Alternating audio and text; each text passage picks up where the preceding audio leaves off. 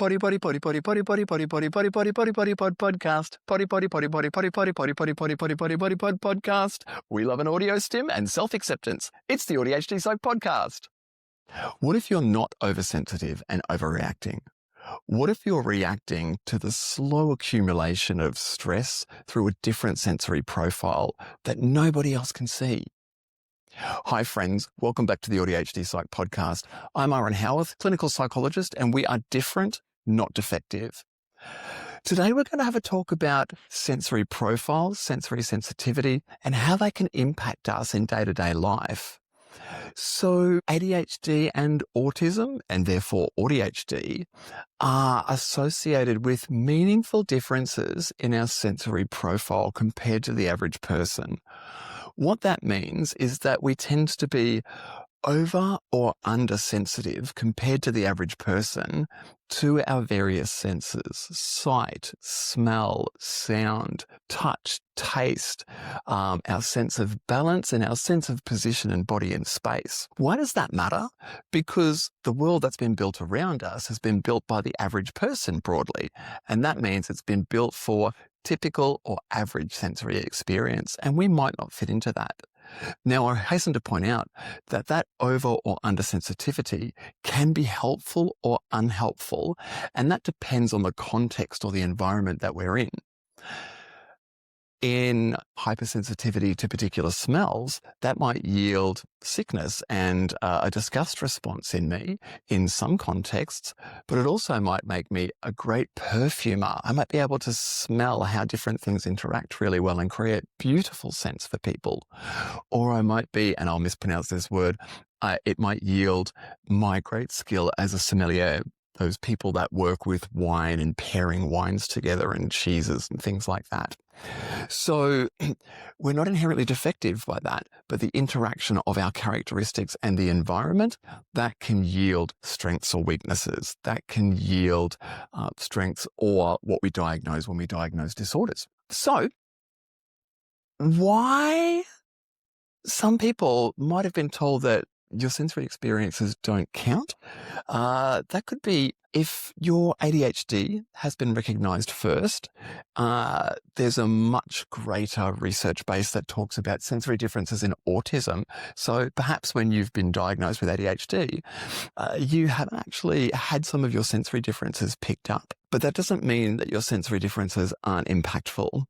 So sensory processing differences are clinically meaningful in both autism and ADHD, and they can include over or under sensitivity and reactivity to those various senses, which can result in both sensory seeking and sensory avoiding behaviors. Now, just because I'm overreactive or oversensitive to perhaps light doesn't mean that I'm inherently overreactive to all of the other senses.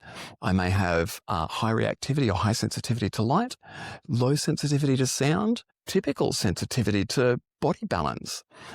Everyone has a unique profile. We can think of them as sensory dimensions, that everyone sits somewhere on that dimension. So AuDHD profiles can be they can be mixed and variable, and they can be very much dependent on where I am and what's going on for me at the time.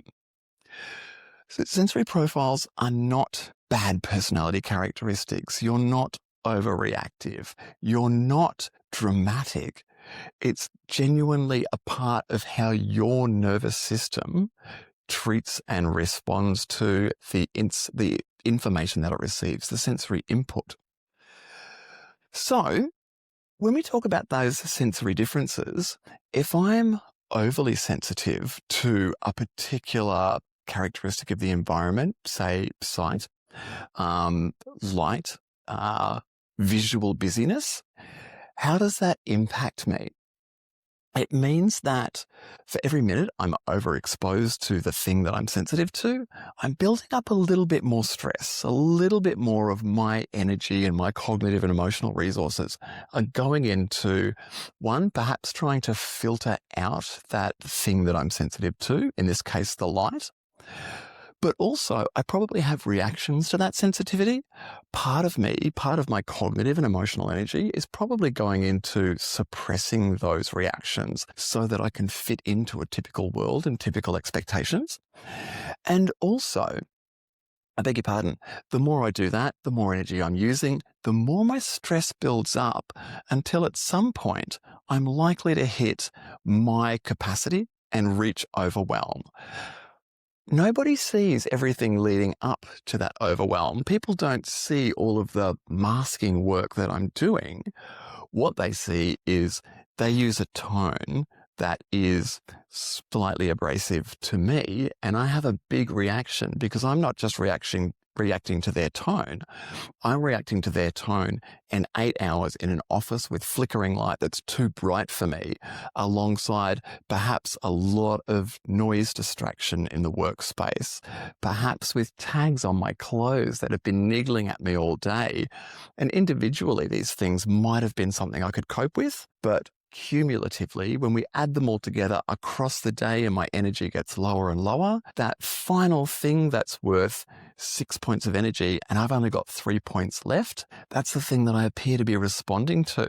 But I'm not actually being oversensitive and overreactive. I'm reacting appropriately to a significant amount of stress that I've been dealing for the whole day, sometimes the whole week, month, year. So that's what we refer to as the build-up model of overwhelm. And we can see how that might work across domains of life. So let's say I work in a busy office. I'm environmentally conscious, so I don't take my car. I use public transport. And that involves going into big, dense social spaces like perhaps a train station. I walk out in public, I have all the distractions and the noise and the sound there. I get to a train station, there's 10,000 people all getting ready for their morning commute. That can trigger, perhaps I have social anxiety, so there's a bit of an emotional overwhelm there, or certainly an emotional tax I'm paying reduces my cognitive energy and resources. Then there's all the people around me doing all the things, bit of light sensitivity coming in. I can hear lots of sound. More of my capacity to cope is being taken up. Then I go into the workplace where I have to pay attention for 8 hours. And then I might have 2 colleagues chatting away beside me. That was me. I was the chatter. So my apologies to all my former colleagues. But I've already got stress from getting to work. I'm now stressed because I'm in an environment where I'm trying to filter out what the people beside me are saying so I can pay attention to my work. But those sensory differences may be impacted by sensory gating. That is that cognitive ability to filter out things that aren't important to me right now. You can probably see how that would impact on what I can pay attention to. So if I'm naturally inattentive, that may or may not be the result of my sensory sensitivities and my difficulty filtering out sensory information, amplifying my difficulty paying attention to the task at hand, the job that I'm trying to do, the report that I'm trying to write. As I can't filter out those people chatting beside me, I'm probably getting more and more frustrated with them. So I'm building up an emotional load as well. I already have my energy and my cognitive load drained or reaching capacity because of all of the sensory stimulation I've received and not been able to filter out. That's impacted on my attentional capacity, which is then impacting on my emotional experience. And then suddenly it's 3 PM. I've been putting up with those flickering fluorescent lights all day and people chattering beside me. All I want to do is go home and not be in that environment, shut the door, pull the blinds, turn the lights off and recover. So those different sensory things, and of course, if I have sensitivity to seams in my socks or clothes or tags, that's going to add to it. If I, often in autism, I like things to be predictable and that's safe for me. There's some unpredictability thrown in there. That can increase the cost that I'm paying just to be in the workplace in a typical world on a given day. Pardon me. Each of those things individually might be just a small cost that I pay, a $2 fee for getting through the day. But when I have 50, 100, 150 of those little things throughout the day, all of a sudden I have a $300 bill and I've only got a $200 bank balance. in terms of my energy. When I reach that critical point, then I become dysregulated. I become overwhelmed. I might have particularly reactive emotional responses. And again, other people haven't seen my build-up. They're just seeing my response to the last thing, which might be the door slamming behind me or the tone you used when you asked me to hurry along. But it's not just that. It's so much more. The more sensory processing differences I have, they're likely associated with greater difficulties with either internalizing or externalizing difficulties in autistic people. Visual, auditory, and tactile sensitivities have a particularly strong association with mental health strain, probably by mechanisms like the example I gave a moment ago. An overwhelm often reflects the cumulative build-up, the cumulative load, rather than one big reaction to a small thing. So, we've all heard that adage. Well, maybe we have, maybe we haven't. There's an old adage, and it's, that was the straw that broke the camel's back. That's usually what people see us reacting to. One little stressor that we experience, they don't see the rest of the weight that camel is carrying. They don't see all the other stresses that we've picked up during the day and are carrying with us. So I talked about sensory gating, that's sort of filtering out sensory input. If I'm oversensitive to light and I have difficulty then filtering it out, I'm more likely to be more reactive to it. That's probably going to contribute to my attentional differences, like I said before. But then I'm going to be putting more effort into trying to filter out, trying to suppress my experience of, let's say, the flickering light. That's masking. That's a part of the experience of masking. It's me putting cognitive energy into some difference that's related to my neurodivergence. There's hidden coping, that masking, it has an energy cost, and that leads to exhaustion, which last week I tapped into exhaustion, masking, and burnout. So it can lead towards burnout. Burnout can then reduce my tolerance for sensory input. So it can become a vicious cycle. I'm sensitive to light. That impacts on my cognitive function more broadly, reduces my energy, contributes to burnout. And in burnout, I have a lower tolerance or increased sensitivity to that sensory input. Once it might have been managed or manageable, but now when I'm in overwhelm, it's completely unmanageable for me. So masking, looking okay, and being okay are not the same thing. And our efforts to meet the expectations of okayness are part of our mask, and they're often contributed to by our sensory differences and not wanting to be seen as overreacting or overly sensitive. So I guess now I'll have a little bit of a chat about sensory adaptations and environmental design. So if we want to support ourselves, if we want to create workplaces or environments that support people with sensory differences, we can. And that can reduce that extra load that people with a different sensory profile can carry, that we can carry, and that can increase our ability to manage our sensory differences, our attentional differences that may be influenced by that, our mood, our anxiety, our stress, our overwhelm, our exhaustion, our burnout, and our overall well-being. So how would we manage that? Well, first of all, we need to have a think about, where am I most impacted? What are the places where I spend most of my energy trying to manage my over or under sensitivity when it's being unhelpful? We want to identify the high cost sensory channels and recurring contexts. Is it at work, where I work in a big shared office space and there's lots of people talking and distracting and tapping away on their keyboards? Maybe I'm misophonic and somebody eats their lunch chewing loudly or chewing gum beside me.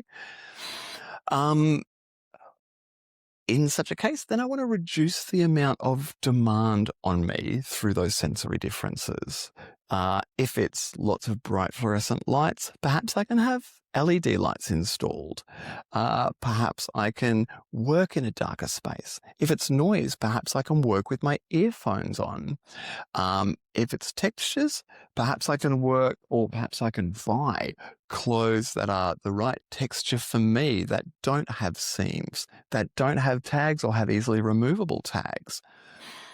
Perhaps I can take an unpredictable environment and make it more predictable, or move to a more predictable environment where I'm not going to be interrupted and derailed. Perhaps I can work in a less crowded space, which again contributes to less interruptions, less sensory exposure. And perhaps I can increase my sense of control over those things, because my sense of control interacts with my comfort in environments, my stress, anxiety, depression, and that interacts with my sensory gatekeeping and my sensitivities. So perhaps I can have more exits, more ways to get out of environments that can be overwhelming for me. Perhaps I can have more breaks to rest my cognitive abilities, to rest my emotional overwhelm. Perhaps I can have plans that are written out, headphones, remote work options, movement breaks if I'm somebody who's sensory seeking and wants to externalize some of that energy, some of that difference. Or other environmental adjustments, like having quiet zones, having sensory zones, as the wonderful Neurodivergent Affirming Therapists Conference here in Melbourne did last year. It was an excellent space. But we also want to track outcomes rather than assuming a strategy helps just because it seems appropriate for somebody's sensory differences. Maybe if perhaps I get migraines from fluorescent lights, just changing out and putting LED lights might not be the only part of the strategy for me. I might actually need to dim the lights a lot more. Or perhaps the reverse. I, as a human, actually am really attracted to light. I like all the lights to be on. I like all the natural light to be coming in, and that helps me function and keeps me alert and alive and interacting with the world and doing what I'm doing. So we want to have a look at what are the outcomes? What are the difficulties that I have? What are the interventions or the strategies that I'm applying to trying to manage my sensory differences? And are they actually being effective? If they are, wonderful. If they're not, we may need to add to them or maybe try something different. Things that we can consider, questions that we can ask ourselves, or scripts and prompts are: what part of an environment is the most expensive for me, is causing the most difficulty for me? Is it the distraction from all of the sounds and all of the noise that I'm quite sensitive to? Is it my clothes? Is it the temperature of the environment that I'm in? What would reduce that cost or those difficulties by 10%? How, if I've got a workplace that it's difficult for me to be in because of my sensory profile, how can I reduce some of those difficulties? Can I have a quiet space? Can I have a different uniform? Can I work with my headphones on? That's such a simple accommodation that employers and managers can make in appropriate and safe environments that can make a huge difference to people's comfort. Not only can it manage sensory input through sound that may be overstimulating or that I may react to, it can also act as a psychological barrier to some of our social anxiety, which can reduce the impact of those sensory differences. And another question, number 3, what do I need to stay regulated enough to participate, not just endure? I don't want to act and perform okayness and mask the difficulties I have. I want to actually be able to reduce those difficulties and engage in the point of me being in that place. What do I need to do that? And finally, we can have a little bit of a think about designing sensory safe environments. We as employers, as managers, as parents, we can think to ourselves, if I have a human that comes into my environment that's under my care or my management, how can I create a space that's safe for their particular sensory profile? In my little clinic here in Melbourne, I have some busted old, those globe chairs. They're ball chairs. So that if somebody comes in really overwhelmed and overstimulated and really reactive to sight and sound, they can feel cocooned in there, feel safe. There's only a little bit of light and sound can come in. And that creates a space where hopefully some of the people that we chat to can find a little bit of reprieve and sense of safety. I might have dimmable lights. I might have enforced silent periods in between break times. What can I do to create an environment that's safe for people with sensory and or cognitive differences? What can I do to create a neuro-affirming space? The research evidence supports treating sensory fit as a legitimate accessibility issue. If I don't have environments that cater to my sensory needs, I'm less likely to engage in them. And if those environments are my workplaces, that's contributing to the underemployment of neurodivergent people, financial difficulties, potentially housing and education difficulties, and disparities in many, many neurodivergent people. But also, we want to better understand, have those sensory safe environments, that good sensory fit between myself and the environment, have them understood as enabling participation rather than special treatment for people. The world in general already accommodates the average person by pure virtue of the fact that it was built by the average person. Accommodations are not special treatment for us. They're just allowing us to catch up with the rest of the community and have our needs and our profiles, our cognitive and sensory differences accommodated in the world in the same way the majority are. Well, I guess the task here is not to prove that you can tolerate every single environment. The job we want to do is understand our own profiles well enough to build a life that improves our well-being, that costs us less to engage in it. So I guess as a nice little closing, I want to highlight that sensory overwhelm is not you being fragile. It's not you overreacting. It's simply what happens when the demands of our environment are mismatched with our particular nervous system or sensory profile. In the same way, disorder is not inherent to our characteristics. It's an interaction between our characteristics and what the environment demands. The same is true of the difficulties that we have with our sensory differences and our sensory profile. The sensory profile isn't inherently broken. The disconnect between it and what the typical community and typical environments require or bring is what causes the difficulties that we have. So thank you all for listening. I would like to invite you all to just do a little 1-week sensory audit, noting one environment that typically, often or regularly drains you, and what's the channel most responsible for that drain? Is it that it's distraction? Is it noise distraction? Is it visual distraction? Is it temperature? Is it unpredictability? And when you've identified that, I'll ask you to think, what's one change that can be made in that space that makes the load lighter for you? Finally, if ordinary spaces exhaust you, that's not evidence of laziness, of weakness, of fragility, of overreactivity. It's not a reflection of your character.